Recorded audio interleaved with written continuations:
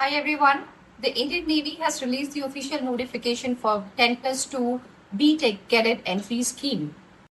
The vacancies we are talking about here in this is 44, and after the training, the candidates will be commissioned officer with the executive and technical branches based on their merit.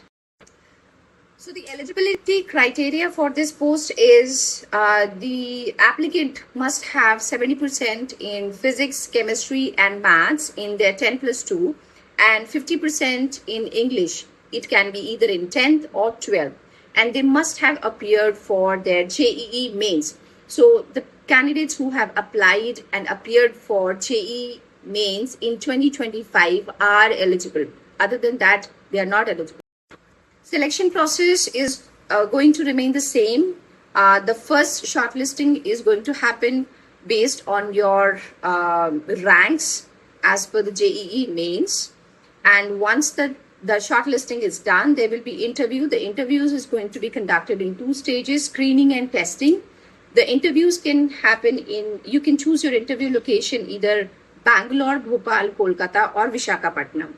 And after the interview is done, there will be medical examination and the final merit list will be released. Now we'll talk about the pay and stipend. During the training, there will be monthly stipend provided to the students. After the training, the candidates will be commissioned as sub-lieutenant, and the pay scale could be anywhere around 56,100 to 1,77,500 plus allowances and benefits. Now, how to apply? You would need to visit the Indian Navy recruitment website and fill the application form. In the application form, you would be required the JEE main scorecard. So keep that handy while you're applying for this vacancy. And there is no application fees for this particular registration. So thank you so much. Apply if you are a 10 plus 2 candidate and an aspirant for Indian Navy. Jai Hind.